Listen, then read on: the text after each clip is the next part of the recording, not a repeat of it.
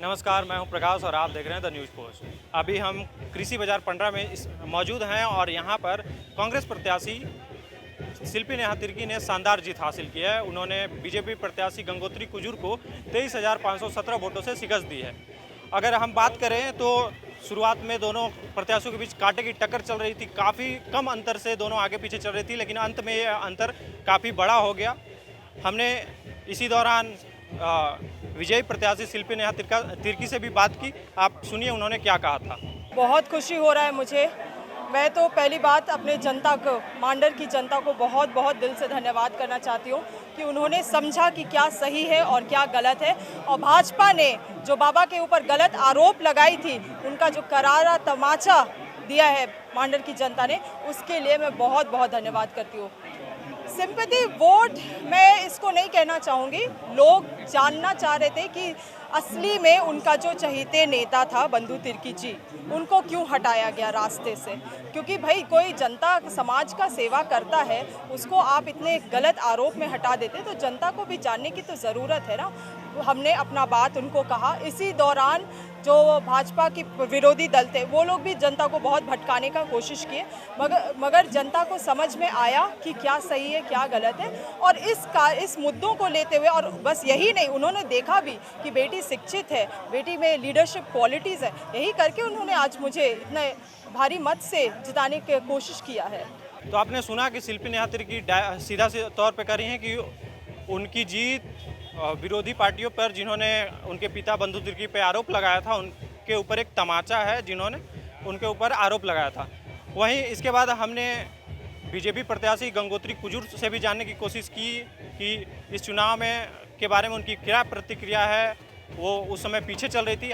हालांकि हमने ये मतगणना चल रहा था तभी हमने उनसे ये जानने की कोशिश की। आप सुनिए उन्होंने क्या कहा। और उन्होंने सरकार पे भी इसके लिए आरोप लगाया कि उन्होंने मतगणना में थोड़ी, या मतदान के वक्त थोड़ी हेरफेर हुई है। देखिए, ये उपचुनाव है, और उपचुनाव हो या फिर ये चुनाव हो, लेकिन जनता जनार्दन का जो आशीर्वाद रहता है वो सिरोधार्य रहता है। तो इस पर किसी भी तरह का कोई ये करना, कमेंट नहीं किया जा सकता। ये आशंका इसलिए है कि मैं हॉल नंबर 1 में थी और टेबल नंबर 2 में 148 ईवीएम नंबर जब आता है तो उसका सील किया हुआ ये नहीं रहता है। जब वहाँ जो बंदे देख रहे होते हैं, जो अपने अधिकृत है, तो उन्होंने मुझे बुलवाया। मैं गई वहाँ तो देखी कि सही में सील नहीं है। तो फिर जो पदाधिकारी थे वो उन्होंने कहा कि नहीं ये ठीक है, ठीक है। मैं बोली नहीं ठीक नहीं है, इनको संतुष्ट कर दीजिए, यदि ठीक है तो संतुष्ट कीजिए, फिर ये सिग्नेचर करेंगे, अन्यथा नहीं करेंगे।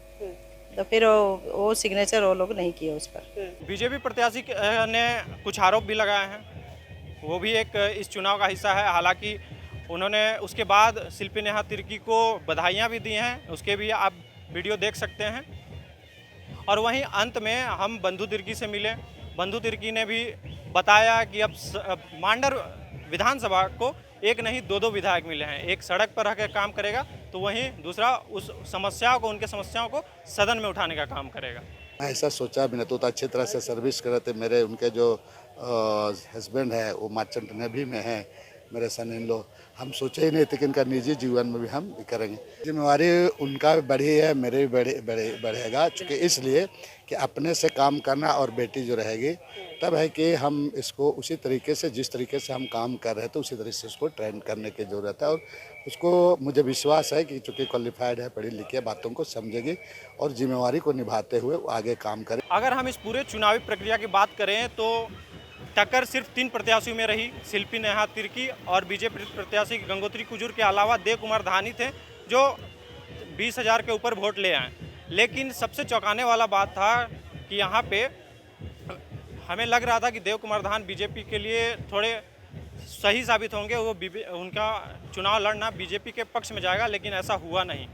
खैर, आखिरकार कांग्रेस प्रत्याशी शिल्पी नेहा तिर्की मांडर की विधायक बन चुकी हैं। उन्होंने जीत हासिल की है और अब देखना होगा कि मांडर में अब वो क्या क्या नए विकास करती हैं। ऐसे ही और भी खबरों के लिए बने रहे द न्यूज़ पोस्ट के साथ।